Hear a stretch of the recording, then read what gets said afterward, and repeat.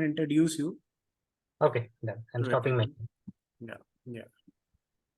Ladies and gentlemen, you can please switch on your videos.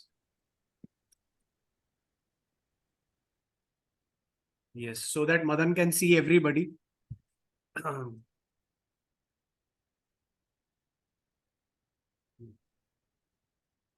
So good morning to all on lovely Sunday morning. I know it's Sunday and everybody must be looking forward to a relaxing day. But we'll just have a webinar, a very insightful, I hope, and very, the one which is going to help us in our way forward. I'll introduce Madhan. Madhan has been in the Air Force and he retired as a wing commander. Am I correct, Madhan? I retired as squad leader. Yeah. A squad leader. And thereafter, he took a journey. He did a similar journey that we are taking. He has done his resettlement course from IIM'B. He joined TCS as a project manager. Thereafter, he joined Adani Defense. And right now, he is in Amazon, which I believe a lot of people in our batch are also, aiming for. So Madan is going to give us the insight into how to get into, get a job in corporate sector when you're transitioning from defense to corporate. What are the do's and don'ts that we should follow and the skills that are actually required, and the employer, I mean the corporate guys, what they are looking at when they want to hire you. I'll also request Madan that though it is very easy for a technical guy in today's age to get a job compared to a non-tech guy, so we also have a lot of non-techie guys. So I would request Madan to focus on that specific area also, the job market for them in all these service sectors. Like you have worked in TCS, then there are other BCG, Accenture, Deloitte, JP Morgan, and then e-commerce like Flipkart and Amazon, and of course the Indian corporates like Adani and Reliance. So over to you, Madan. Please go ahead, and we look forward to a really fruitful morning today. Thank you. Yeah. Thanks for the introduction, sir. Sorry, I didn't give my return introduction to you, but whatever you said was accurate. Thanks. And thanks, team. Thanks for taking out your time and joining the call on a Sunday. First of all, apologies for keeping it on a Sunday. I was not able to make time during my weekdays, and for the slot that was given in November, I may be traveling, so that is the reason I was not able to choose that particular day. And happy Dashera to each one of you. And in terms of this next 56 minutes, what we have in hand, so I would like it to be an interactive session. In case if you're feeling that you have some questions, feel free to put in the chat so that once we stop for pause in between, we can go through the chat, look into what are the queries that are coming up. And then I also would like to, before we start with the discussion, like, I mean, since you're going to give your 50 minutes, 1 hour of your time, right, for this particular discussion or interaction, what we're going to have, if you can list down what is that you are expecting at the end of 1 hour from this session, so that I can understand that, okay, this is what you're looking at from the end of the session, because there are already some 5-6 pointers which have been given. I have created a presentation based on that. So that will be shared with the team. So you don't have to make notes or something of that. But there may be people who are not able to give their feedback or what they're looking out of it. If you can put it over in the chat, I'm not able to see the chat in this window for me, but at least if you can put it in the chat, at least I can understand that what is you're looking at, and then we will be able to address those queries also. Okay. I'll just wait for 1 minute. If there are no expectations, then I go with the previous one, what was shared with me. Madan, I think all these questions will come along. Once you start off with the presentation, it will come along. Sure. Yeah, queries, a lot of queries are going to be coming up. Okay, done.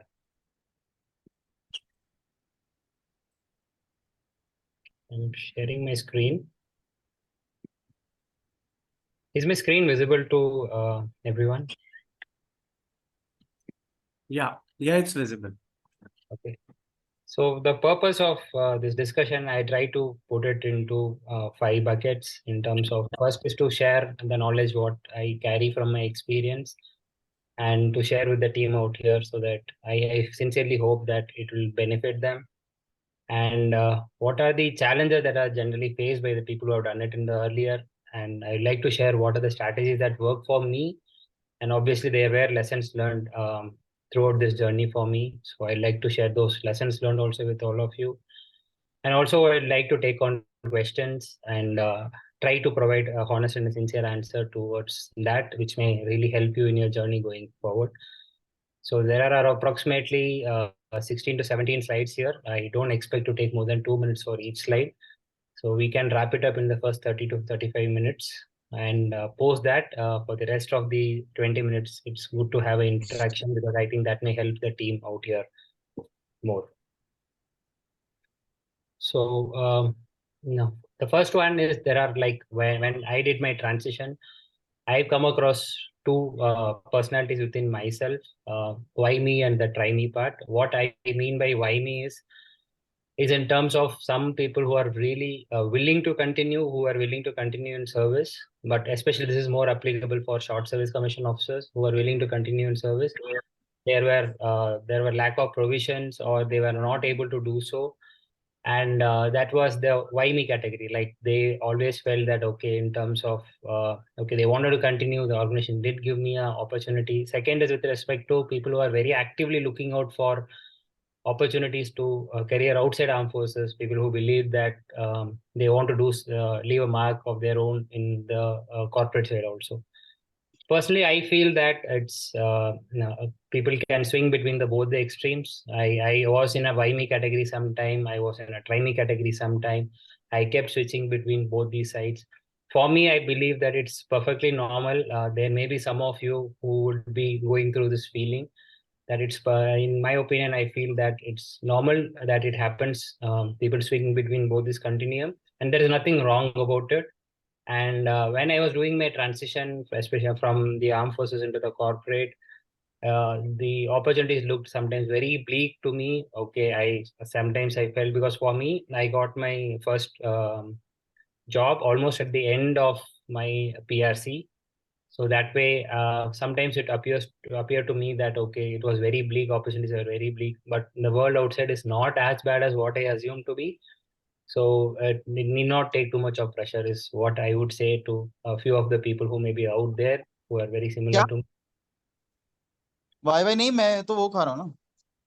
Sorry, was that to me? Okay. So this is one interesting model which I came across. It's more of theoretical purpose. Somebody who's interested in one of what is the change phase that happens when you're going through any transition. Transition in this case can be your career transition, or you're going through your new responsibility in life in terms of parenting or in terms of loss of a loved one.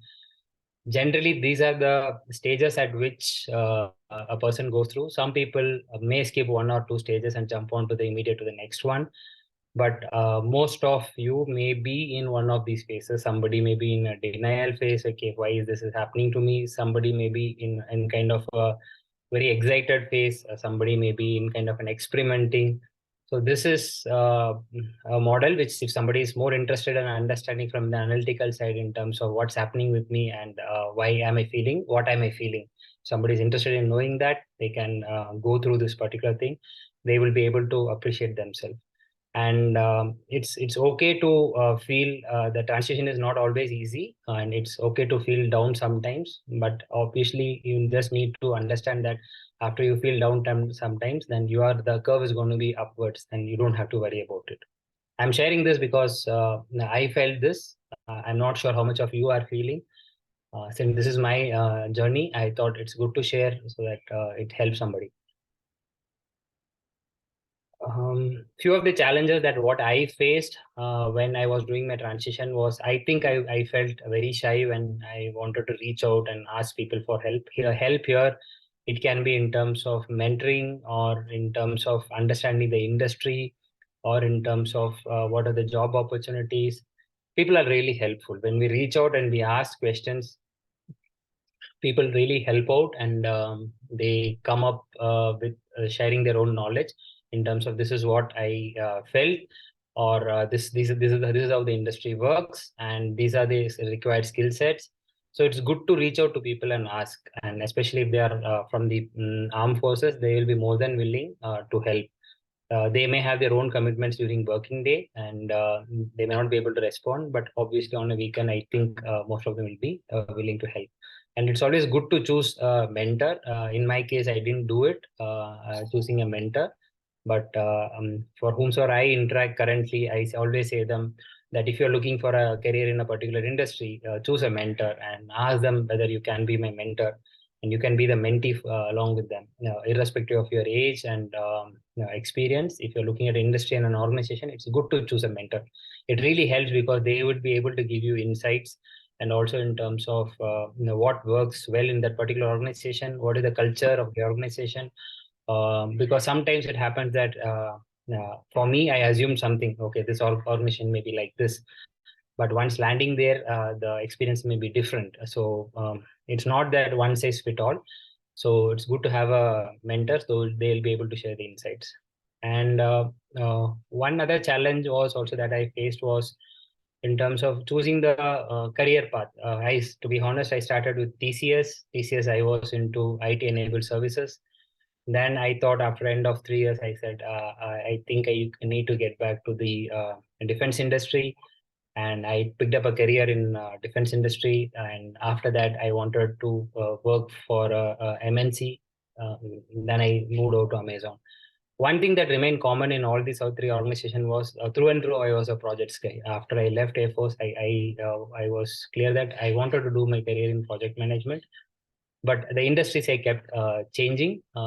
That helped in certain fashion. There are certain drawbacks, and currently I feel it's okay to experiment, but you may not be able to experiment for a very long time. At some point in time, you may have to settle down in a particular industry. That's what I learned.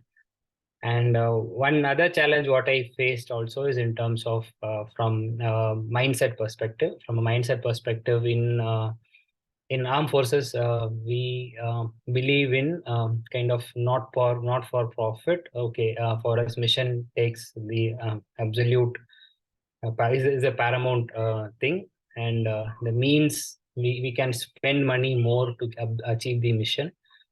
So in the corporate world, it's good to understand that business has got a particular objective. I think I learned a little bit late that the business exists to make money, in terms of to create value for the shareholders. Money is the wrong word.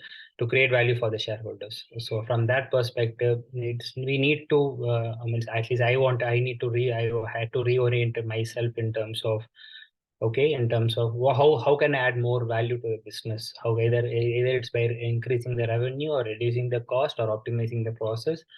I had to do a shift in my perspective. So these are the challenges what I faced. And a few things that what worked for me during the transition. I'm sharing this so that somebody can pick up the thread from here in case if they are in a similar phase. And I do understand this is a pretty varied course. I went through a demography of the course. I think the seniority between 20 to 26 is on the higher side, and the other two spectrums are on the slightly lower side. So it is not that my experience may be applicable to everybody. So, but at least this is what I can share at this point in time. So what helped me is in getting my first job is that I had completed a post-graduation when I was in service. And I'm sure this may not be applicable to this group of team members. But if you have an opportunity, some of you may have an opportunity to still go back and then work for some time in service. Or if you want to pick up a master's degree, it really helps because there are certain nuances, especially from the financial management, that will add more value. I'm not sure how much of emphasis has been given currently, or how much are you able to observe it in the very short span of time. But understanding the finance part is really important. and because the concepts, the terminologies, how it impacts the business. So these help in you being a better person when you are in the corporate world. And in terms of what is that I can do, if somebody is asking me the question, what is that I can do when I'm currently doing a PRC? The past, I can't go and change the past in terms of doing an MBA or MBA. I did my MBA in manufacturing management. So if you are currently in PRC and you want to hone your skills, one thing I would say is pick up as many additional responsibilities as you can when you are in the PRC. Why I'm saying is this: your cohort or your team currently, which you are working with, are going to go in multiple different directions. And after one point in time, referrals make a very strong. It's referrals are mechanisms where we can reduce the risk of a wrong hire into the team. So this is a good opportunity because people have come from Army, Air Force, and Navy. All three of us are doing a course together. So from that perspective, if you are able to take on additional responsibilities and then improve on your skills, and at the same time contribute to the course. Basanti, I think you want to speak. No, she's gone on mute. Okay, so I think it's a rostrum. Yeah. So what happens is that during an interview at the end of the PRC or during the PRC, it will give relevant examples of how you worked in a team, what were the things that you drove for this particular team. You'll be able to do that. At the same time, it helps in picking up goodwill among your team members. So once they go to another organization, if they are looking out for a good resource, so from that perspective also, they would be able to readily refer your name because they would have really seen you in action doing something. Rather than believing that I am good, they would have seen that, okay, I think he is good also. So that way it helps in getting referred. So my second job was purely due to that. So that's how I landed in my second job. It was due to my, when we picked up responsibilities, we worked on them. Somebody noticed it and they said that, hey, there's a requirement in our team. Would you like to join? That's how I got my second job. And also at this point in time, when you are in PRC, if you are looking at improving your skills, once you know that, okay, I want to go in operations or I want to go in project management because I feel this is the one which interests me the more. So it's good to do. There are a lot of free courses available, Coursera, Udemy. You can choose any one and at least start learning the terminologies. Why it is important is when you are applying for a particular job, then when the interview is being conducted, and then at that particular time, they would like to know how much of the words you know in terms of, you will be able to be very concisely say in terms of what you're trying to communicate rather than trying to give an overall explanation. So from that, picking up the terminologies, doing online courses relevant to your career. I learned few lessons post my transition, and before I get into the section, we covered one part till transition. And are there any questions? Let me see on the chat box. Yeah, Madan, I'll like to ask a question. Sure, good, sir. Nikhil sir, may I go ahead before you? Okay, so Madan, when you say that, we need to understand the business finances, some of us, I think almost 70 to 80% of us are postgraduates. Okay. So can you specify when we say finance of a business, what are you trying to, get to? When I say that, is it the business, how the business works? Or is it like, knowing about the basic finances, reading balance sheets and all those things? Yeah, if we are able to read a balance sheet and if you're able to create a balance sheet or a profit and loss statement, I think in my case, I think you are able to understand most of the part of the finance perspective. And also it's good to understand what is an IRR, how is an IRR calculated, what is the impact of an NPV. This is all I'm saying from a perspective in case if somebody is trying to be a project manager and they're do hands-on work. So in that case, it is good to understand what a business model is, how a business model is created, and how a manager, let's say if I'm proposing my project to a CEO of the company, what are the decision factors they would come into? or let's say the CEO has to go to the board and get an approval for that particular project, what are the key factors that we'll be looking into? Okay, what will be the break-even period? What will be the NPV? What will be the IRR? So these things, if we are able to understand and then create a business model and then give it to my sponsor or to my CEO, so that looking at from their perspective. That's what when I said Okay. understanding the finances. My second point is what you said that NPV and IRR. I think most of us who have gone through PMP and all, they're very familiar with the terminologies. But in due course of time, you tend to forget about it. True. Because you're not practicing it. What you don't practice, you don't remember. So True. there must be some ways and some videos, YouTube videos you must be familiar with, or something you can keep on referring for on short-term basis, like intermittently in between one can keep on seeing that and just revising it, because reading it again through the book or something is not very easy task to do. I agree. I perfectly agree. It may not be easy because even in my case, I had to learn it when we were really working on proving a business case to the management. And then I really understood that how much I thought I knew and how much I actually knew. And from that perspective, it is good to understand that at least if you are going into the first job, if you are able to understand what is the impact of these terminologies and how the decisions are made, and from an YouTube perspective, you can go into business modeling or finance modeling. If you type that word, you will be able to get how it's basically, it will say that, okay, what are the input required for the business in terms of the finance numbers? What is the output that is going to come out of when we are going to sell? Let's say, for example, we are going to set up a gear manufacturing factory, because that was the project in which I was working. So we're going to set up a gear manufacturing factory. So for that manufacturing factory, I would require raw materials, I would require manpower, I would require land, and I require a facility, and there will be some depreciation costs. There will be some borrowing that will be done from the bank. So all these factors will come into place, and ultimately we will come on a number saying that, okay, this business will get a return on interest by 4 years, 5 years, 6 years, considering that this is the sales that may be happening. Okay.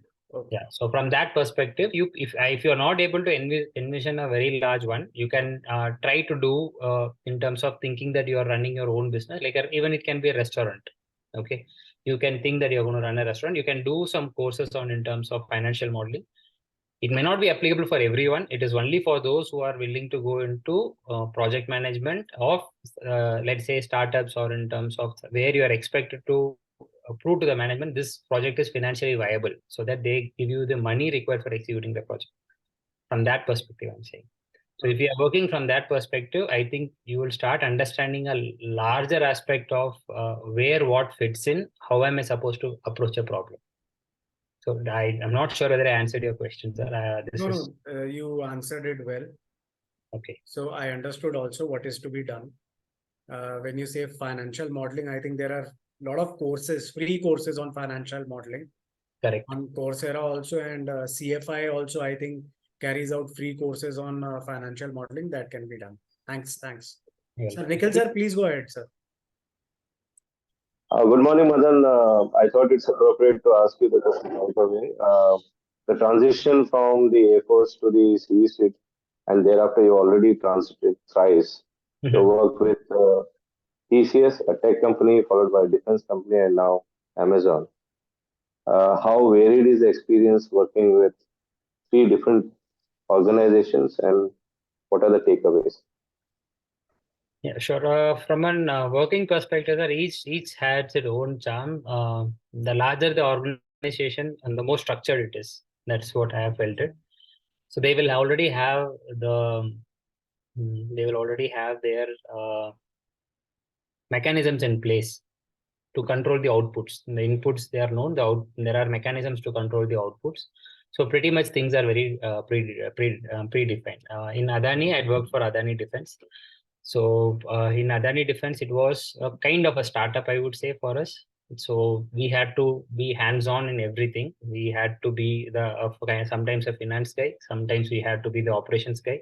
Sometimes you are the projects guy, and sometimes you are looking into the sales and we were pitching to the clients also. So the spectrum will vary. In a very short answer, if I have to say, if you're going to start up, if you're going to go in kind of a startup environment, you need to be willing to don multiple hats, and the change of hats will be pretty quick, and the learning curve will be very high. And the volatility also will be very high. The business, you may sometimes feel whether the business is going to exist, or the next 2 months later, you will find that we are going exponentially. So this is kind of volatility. If in finance terms, I would say, if you're going to a larger organization, it's Amazon is a slightly different breed here. With other larger organization, generally it's kind of, I would say it's kind of either it will fall between fixed deposit and mutual fund, good mutual funds, right? Where I can expect this kind of return, that kind of a thing. A startup is going to be like your small cap funds. Its volatility will be very high. Sometimes you find that it will grow exponentially, and the second day it may go down. And for Amazon, it's a mix, I would say. Amazon is slightly different because it's a very customer-oriented organization. The entire focus is on customer, and in terms of what is the requirement for the customer, then everything is worked backwards. So it has got the agility of a startup, and at the same time, it's a pretty big organization. So that's how I'll put the three into.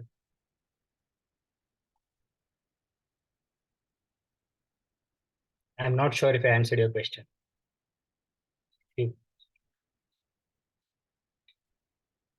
Madhan, perfect. You can go ahead. I think Nikhil sir, he was not able to see you. Okay, no issues. So, how much time do we have? Yeah, 28. I think we need to go a little bit quick. Okay, what did I learn after my transition was that I think I could have done few more certifications that would have helped me in understanding a little bit better, but I did it pretty late. For my PMP, I did my PMP in 2020. I got into a project management in 2016. But one of my mentor in TCS, Mithul Trivedi, he's still my mentor. So he advised me that to do a PMP after 2 to 3 years, so that I understand how practically projects are done and what is the gold standard for the projects. And I feel that I should have networked more with officers. This I am saying it now, hoping that if I had all the knowledge, what would I have done better? I think I could have networked with transition officers and asked for their mentorship. At that point in time, I didn't do it very actively.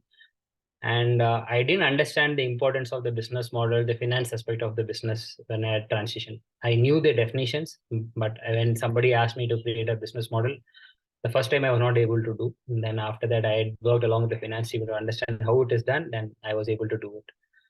And also, the one other point what I understood is that I could have done it in a relaxed manner. I think in the process of transition, I think I burned some bridges, at least in my relationship perspective, both within family and in my outside the family also. So in this case, I think I could have done it in a relaxed manner. I could be more relaxed when I'm doing the transition. That's what. And one thing I would certainly do is that I would have shared my concerns and insecurities, what I'm feeling going through when I'm doing the transition, especially with my spouse or my friends, so that it helps. It really helps because they understand what situation you are currently in. It's not an easy situation for some of you out there. So I do understand. I've been there. So it's good to speak out to your friends or your family or your spouse and say them, hey, I'm going through this. I'm feeling this. Because till the time you don't open up and say to them, don't expect them to understand what's going in your mind completely. It's not possible for them. So sometimes for me, there was a change in my behavior. So that I could have avoided if I had spoken more of what's running in my head. I assume that the world is supposed to understand what I'm going through. I was wrong. So I think I could have done that better. These are the lessons I learned from my transition.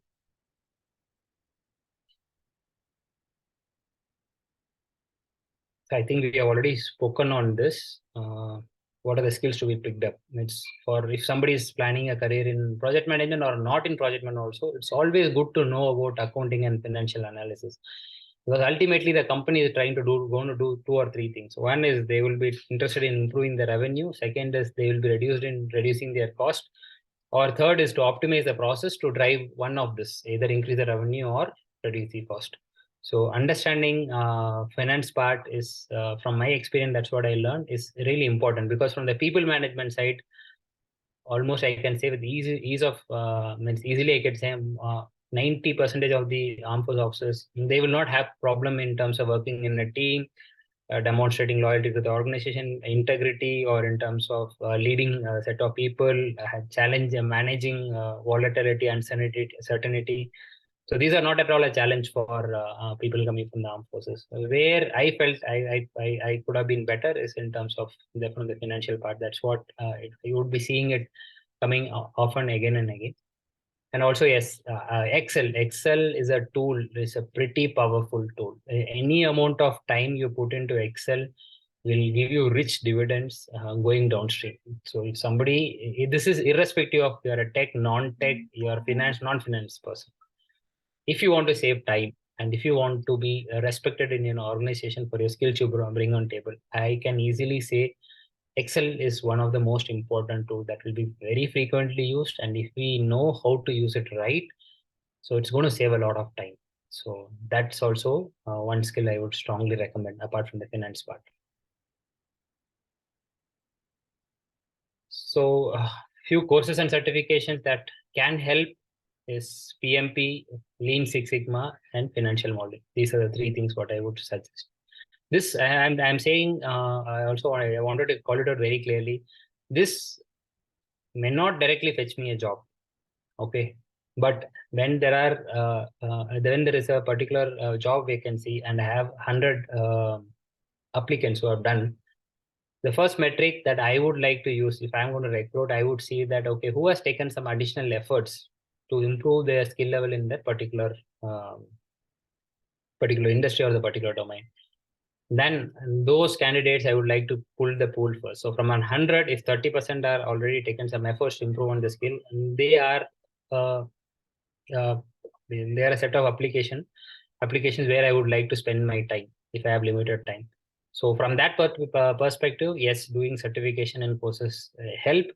But if you're going to do a very long list of certifications, I don't think whether the value, it's a return of diminishing. It's the returns start diminishing once you start doing more and more and more and more certifications. So it's good to do certifications, but you don't have to spend all your time in your certifications. So from a job prospects, because this was one question that came up from the team in terms of what are the jobs that you can look for. These are like operation, project management, HR, risk management, data analytics, sales, cyber security, subject matter experts, or I've seen people in cloud. Nobody is going to stop in terms of what field you can get into. It is purely up to you. I've seen non-tech officers getting converted into core technical functions like managing, getting into AWS and doing project management. I have I know live example within Amazon and outside Amazon. So that's not a restriction. Only thing is that whichever field you would like to go into, you need to show relevant work experience if you've done in the past, or convince a recruiter saying that, hey, I have these skills, I have done this such similar things in the past. If not the same, very close to it, what I need is all an opportunity. So that depends upon the interviewer, and then they will be able to see and how you articulate it. You may be able to pick up a job in your desired function. And in case if somebody is feeling very strongly that, okay, I want to go into this and I want to learn a lot about it, I think startups would be a good place to start with. But you need to go with the mindset, it is going to be volatile. The business may exist, may not exist. If it exists and it can grow at a scale, very rapid scale. But the learning in startup is going to be always more as compared to well-established organization. Depending upon the nature and your hunger level for knowledge, or in terms of risk-taking ability, you can choose what suits you better. One other question that came up was in terms of compensation. The compensation part, I have seen this is for PC to SSC officers. The compensation I've seen, it's varied from, to the best of my knowledge, when you're transitioning out, this is what the maximum I've seen and the minimum I've seen. The minimum I've seen is around 18 lakhs. Sorry. And the maximum I've seen is around 45 lakhs for both SC, SSC and PC officers. There are a few factors which determine your salary level and the ease at which you may find a job. One is about your place of work, where you want to work, whether your willingness to move. That is very important. If you're willing to move, the opportunities increase a lot. But some people are not so blessed that they can move around the country and or abroad. So for them, the opportunities may be slightly restricted. And the company policy also determined, because like companies like TCS, they have already a predefined salary structure. Even if you're going to ask slightly less, they may end up giving you more. That happened with me in the first case. I asked for X, I was given X+2. They said that your seniority and your things fits into X+2 and not X. So the company policy also will matter, and how much of relevant skill set you are able having that the team will be able to readily deploy, and whether you are available for work immediately, because generally companies do not wait for more than 2 months. 2 months is on the higher side. So they would like to fill in the vacancy at the earliest. So availability of candidate also will determine your salary level, because if you're able to join quickly, then you may be able to demand a premium. And some people, this question also came up in my previous class in terms of whether should I go into a government job. There are a few government jobs coming, there are a few private jobs coming. I would clearly say that it's a personal preference. There's nothing wrong and right out here. One has to be clear about what you really want to follow in your life. For me, I want to do it in project management and later get into a teaching field. That's what I see my career path as. So from that perspective, if you're clear about where your end destination is, the path may be curved. For some, it may be straight. For some, it may be a U-turn. But if your compass is right, I think you should be able to reach that destination. It's more of having the compass right and walking in the direction. And people will be there on the journey to help you out. That should not be a problem. Okay. And there was one question regarding what is that we bring on table and what is that we need to focus when we are doing a transition. This 5 points on the top, I already covered when we were discussing previously. One is about the leadership quality, our integrity. Most important thing is loyalty with your organization. It's just very, very less number of people can bring it on table apart from armed force officers. And the willingness to put in additional efforts without expecting a return. Okay, so that is something which I've always seen in people coming from the armed forces. Where I feel that we can improve some force officers is that in terms of understanding how the business finance operates, how the decisions are taken. And it's good to speak less about comparison between private sector and armed forces. Hey, you know that in armed forces it is done like this, it is done like this. First time, they may be very curious, and after that, they may not be. So we should be very conscious when we are trying to compare our previous organization with the current one, because not everybody is going to like it. And it's also good to forget about all the past accomplishment that one has done in their previous career and then start afresh. I would say it's good to let our work speak for ourselves rather than we speaking for our work. Yes, we need to little bit amplify, but it should be an amplification factor and not as the input. And other thing is also to feel less entitled about self. When I say less entitled about self, it's good to keep the rank.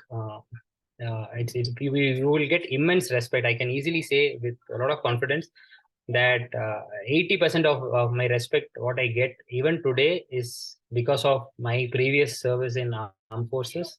And the rest 20 may be because of what I do in my career. So from that perspective, it's good to say. I would say that it's good to leave a rank behind where it is currently, and keep working. It will come and tag on to yourself at a later stage. But when you're going into an organization, the organization has got a specific requirement for which they have hired you. So it is good to focus on that and then deliver it there so that your work speaks for yourself. We have spoken about networking, and there was one question regarding how to connect with the recruiter. This is a good question, actually, very good question.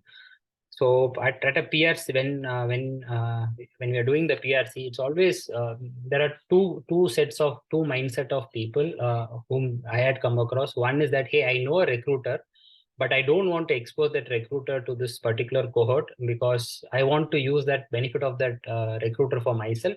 He's my personal link. I really don't want to disclose that. So that is one perspective.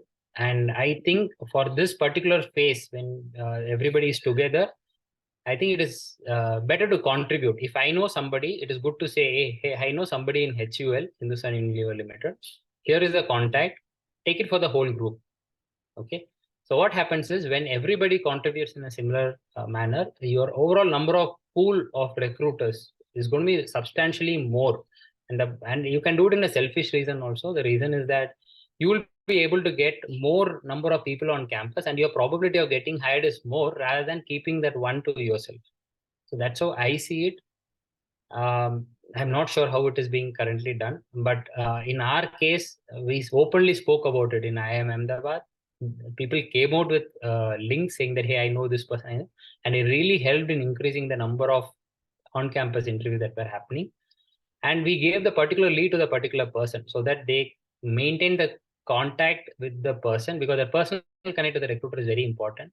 So we allowed them to continue the contact, but the benefits were shared for the larger group. That way, it really helped us in increasing the number of on-campus placements. And when it comes to the interview preparation, and it's always good to prepare for each company. When I say prepare for each company,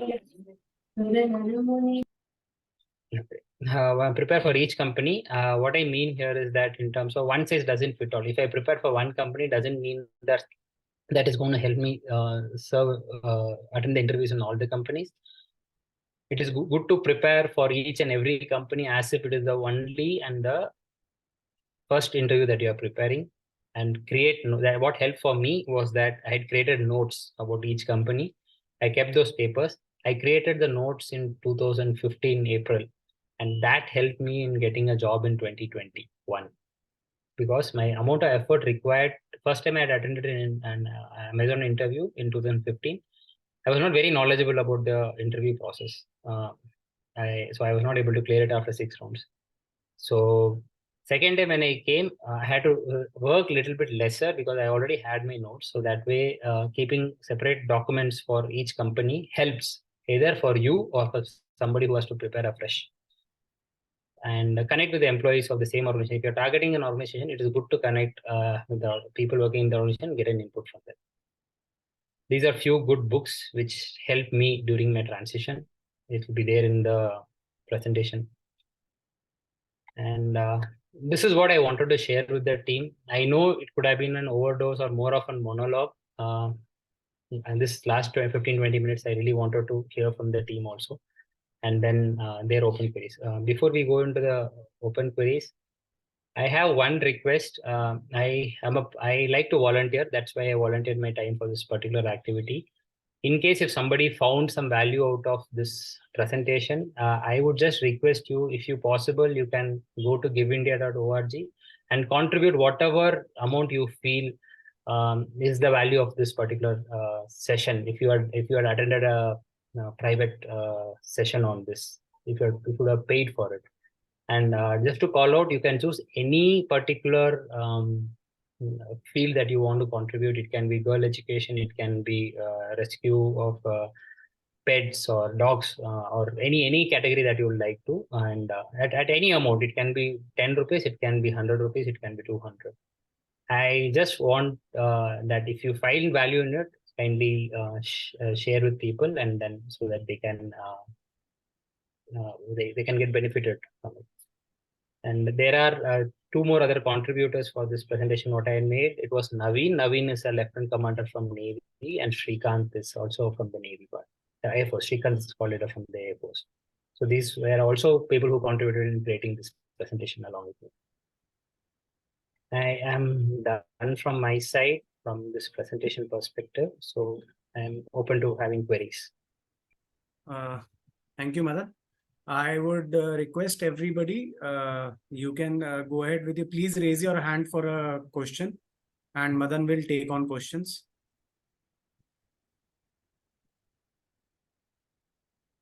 There is a question from Praveen Kumar M. Chaudhary. For PMR officers, 20+ year of service, what mid-row senior role should one target or aspire for? What are the growth prospects, retirement age, and MNCs? Okay, with 20+ years of experience, sir, I think generally it will be at a DGM level or it varies again from company to company. European companies will have slightly different structure, and Indian companies may have slightly different structure. At an Indian company, it will be like DGM level, at least for some. That's I'm calling it out from Adani perspective.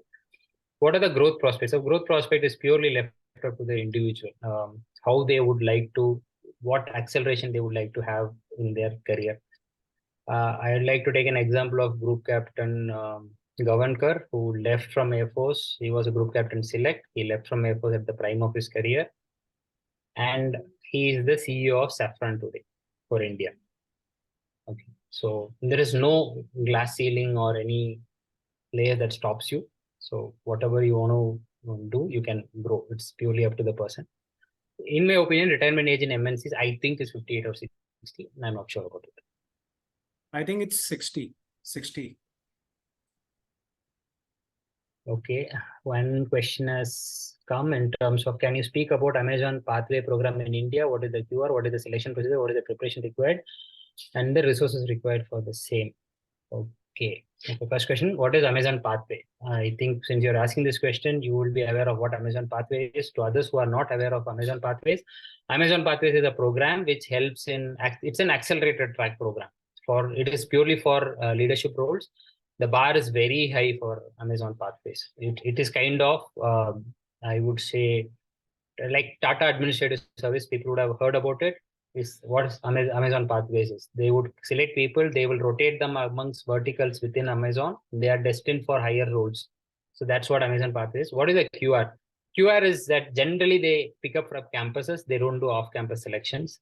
What is the selection procedure? Selection procedure is the same. You have a set of 6 to 7 rounds of interview, and basis the outcome of the interview you are selected. The bar is pretty high as compared to a normal Amazon role and an Amazon Pathways role. What is the prep required and the resources for the same? Amazon Viz. This is a name of Amazon Viz. I'm not sure whether I'm typing it right correctly, but in the mail I'll share with Rohan sir, I'll share this Amazon Viz also. So she is a lady who is a bar raiser, who has bar raiser is a person who's got kind of the veto power in the interview process. If everybody says yes, bar raiser says, okay, this person is not fit. He doesn't raise the overall capability level of Amazon to the next level. The person is not going to get selected. So this particular channel is run by a lady. One of the best resources I've ever come across in YouTube. Most of the videos are free. I think she has got a paid. If it is paid, also it is worth if you're targeting Amazon or one of the companies where you want to join. What is the prep material? Madhan, just a second, just a follow up on that. Mhm. So I know that they do a lot of campus recruitment and MBAs are most preferred for Amazon Pathways. In Correct. case you don't have that, is there a possibility for you to crack this glass ceiling? It happened. It happened for us in IIM'B. It happened. The first set of interview what I had attended was purely it was an Amazon Pathways program, but I'm not sure if it happened for us in IIM'B. There is no reason why it cannot happen in IIM Bangalore. Okay, No, you can reach out to the recruiters.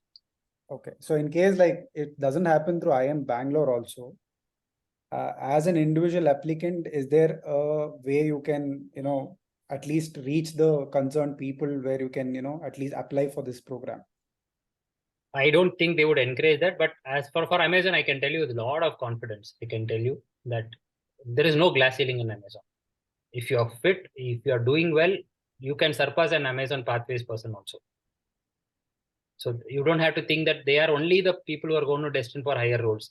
They are destined for higher roles. It doesn't mean that they are the only people who are going to grow in the organization and going to go into the next level.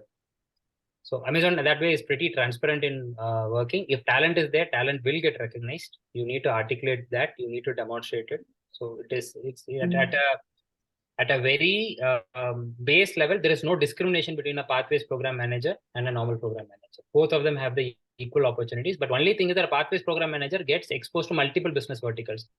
I may be in AWS, I will go to IIM'B, that's the transportation and logistics. I may go to ASSPL, that is seller services. I may go into HR, I may go into safety, and then I may end up becoming a director for another org. But the other person may go it in an organic way, but the trajectory, it doesn't stop. It is not, there is no glass ceiling, that I can say for sure. Got it.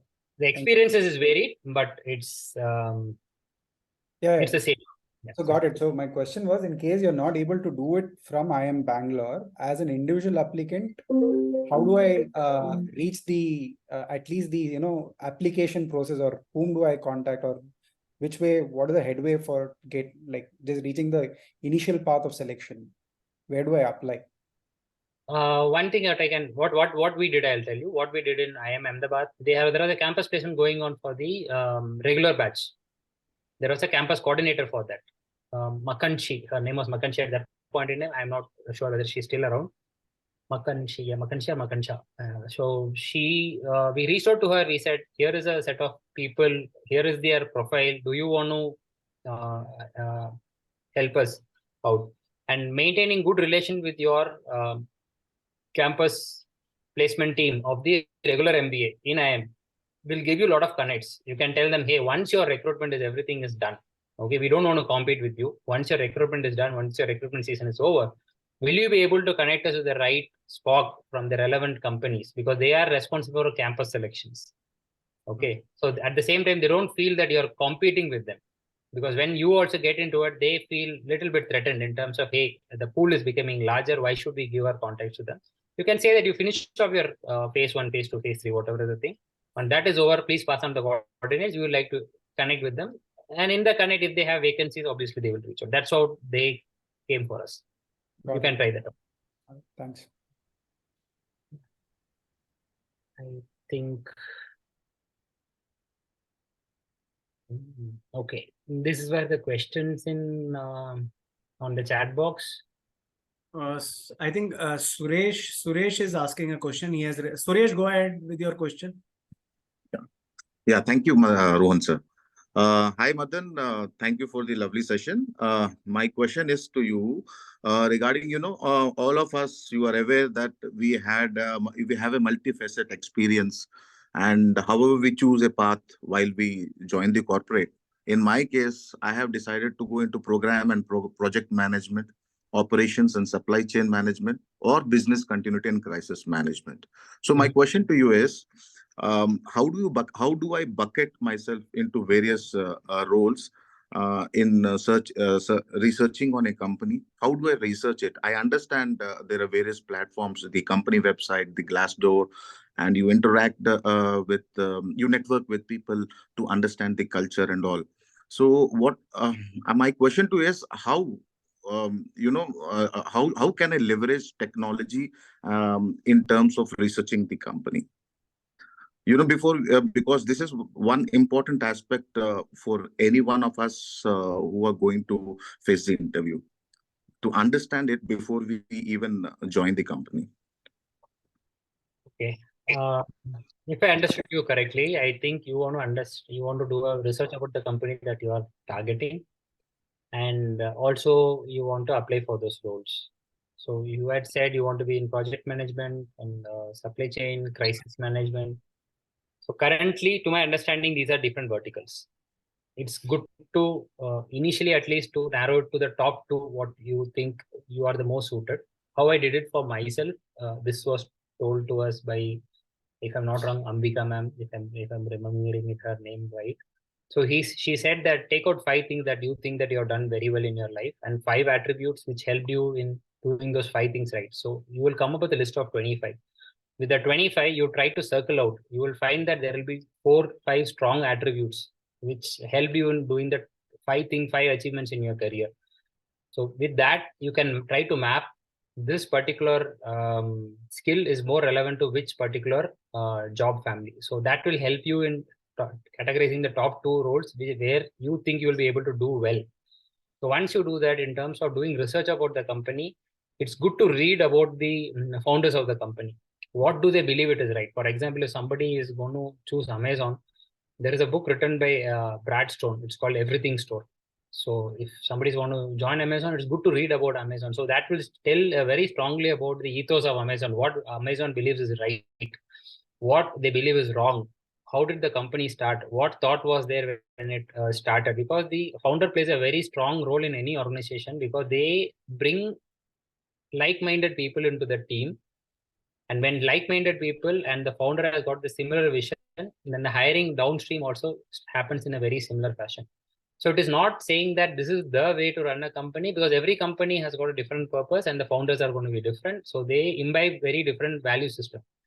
And it is very important for a value system alignment for you to be happy in any company. If the company may be growing exponentially, but if your value system is not aligned with the company, you will always feel you are a misfit.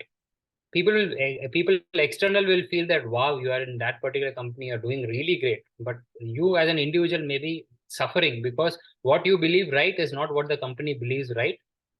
It's not because that you are right. Okay. I'm not taking from that perspective. It is just misalignment in the value system. What you believe is right and what the company believes is right. So value system alignment, I would say, as you grow senior, it is better to have a good value system alignment. Why I'm saying this at this point in time after changing 3 companies is because it is important for you to be aligned with the company's value system, because then you don't have to change companies very frequently. Okay, so it's like boarding a bus, I was standing in, for example, in Hyderabad and I wanted to go to Chennai. I took a bus up north, which was a wrong thing. Then I come back again to Hyderabad. Then I again take a bus to Chennai, right? So from that perspective, I'm going to waste my time and energy and resource. So it is better to be aligned from the value system perspective. Once that is aligned, I think then one thing that you would like to see is that, okay, whether you're aligned with the value system of the company, that will help one alignment. And in terms of preparation about the company, I think there is sufficient material available in YouTube to prepare about the company. Have one-on-one session with, if possible, with the existing employer. That also will help you. Fine. Thank you very much.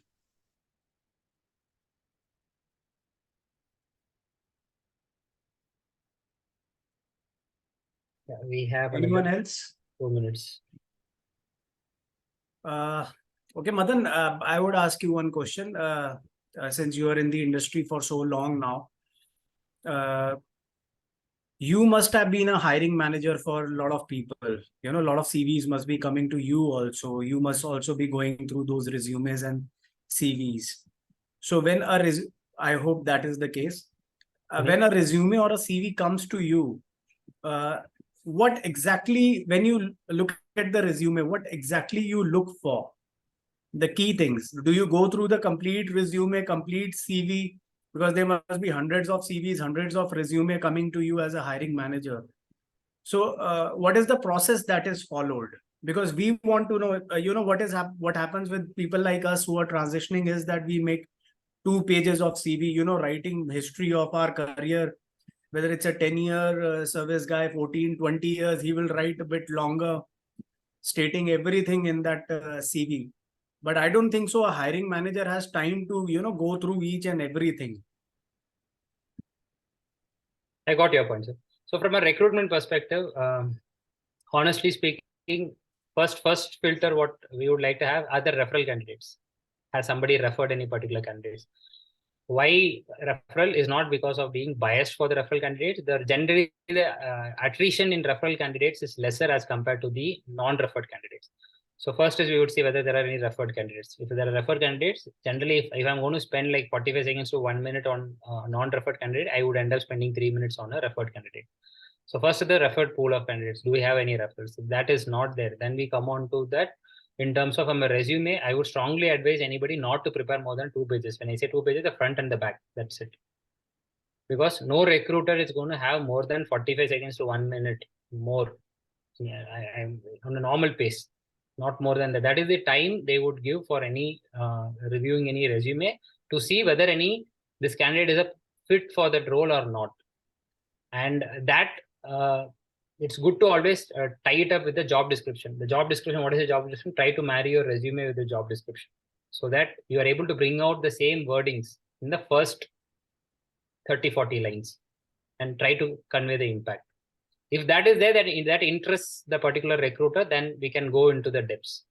But if I am asking for ABCD and if I see XYZ and ABCD is at the fag end, XYZ is what is in the memory in the first 35 to 40 seconds, that resume would be kept aside. So that's how practically it is done. Madan, if you can, you must have, gone through a lot of resumes and all. If you can, it's up to you. If you can share some of those sample resume which you think this is how it should be. It can be any particular role, you must have had a lot of experience in, going through resumes. So if you can share it with us, that will be great. It's up to you. My second question related to this is that can you give any example that you have gone through a resume of a guy, and in those first 4 lines you saw that what you wanted, and you said, okay, fine, I shortlist this guy basis of his resume, and we'll go for an interview now. Yeah, from that perspective, it's all subject to the fit of the resume. So this is my JD. It's all purely driven by the job description.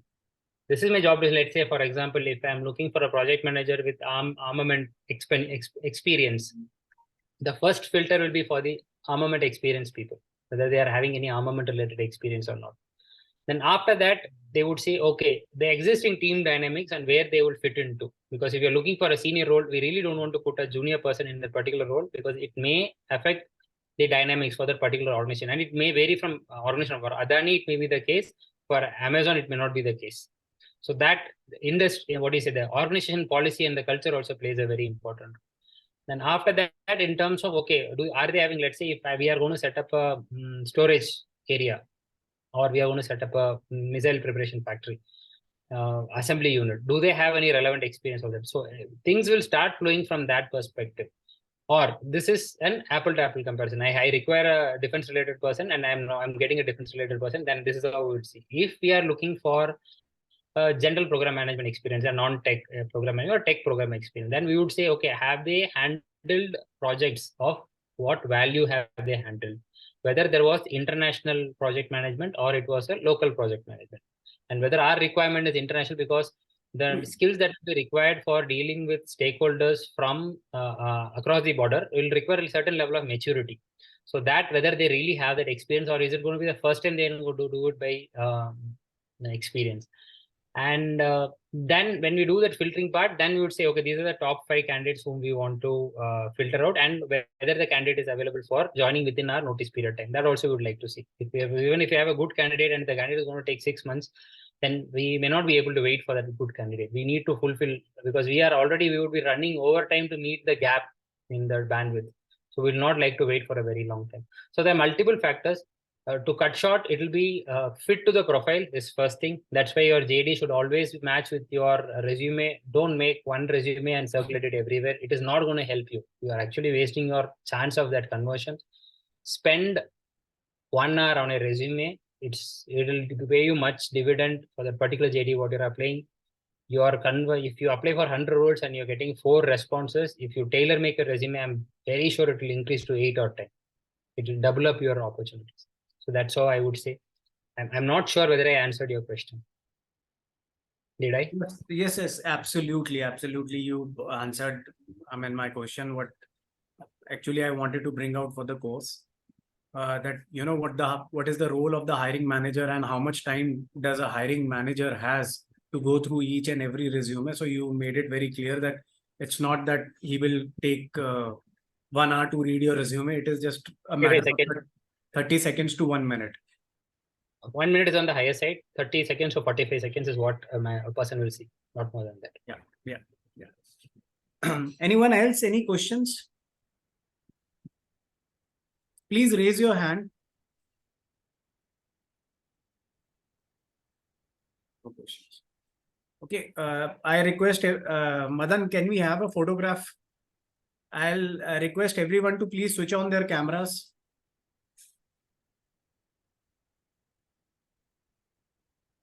Quickly, please. Tripathi sir, please switch on your cameras. Please switch on your cameras. Vikas Gautam sir, please switch on your camera.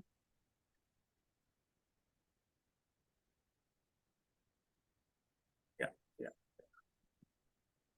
Amshu, are you there?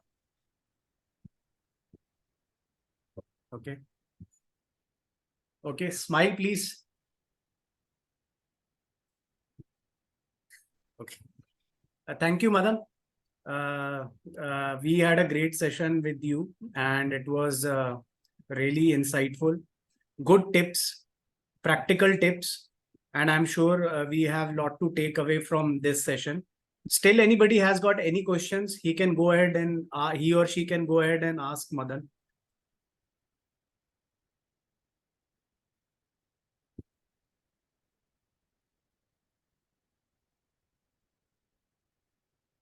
No questions.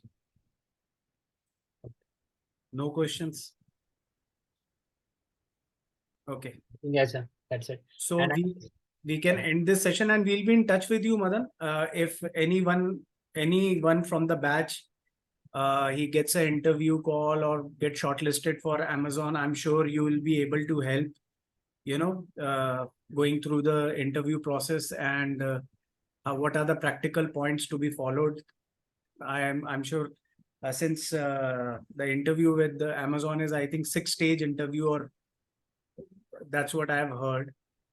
So everybody, I've shared a LinkedIn profile of Madan. You can connect with him on LinkedIn also. If you don't mind, Madan, can I share your number also whenever it is required with the batch? yes, you can share the number, and I would prefer if it can be on WhatsApp, because on work days it may not be possible for me to entertain the larger group. Yeah, sure. We understand. So, ladies and gentlemen, if you want to connect with Madan, please message him because he's very busy. And it's only on the weekends that he'll be able to take calls, and he will tell you when you can call him. Thank you very much, Madan, once again. Vineet sir, you want to say something? I have only one thing to say, that Madan has always been a good friend and a very simple and straightforward person. And I think he's continuing that way. And his progress, I think, is unbelievable. Kudos to you, Madan. Thank you, sir. Thanks for the opportunity. Had it not been for you, I would not have been able to share my experience. Thanks a lot. All the best, Madhan. Happy landings. Thank you. Thank you, Madan. Thanks, team. Thanks for your time and your patient hearing. Thanks a lot. Thank Keep you. it nice.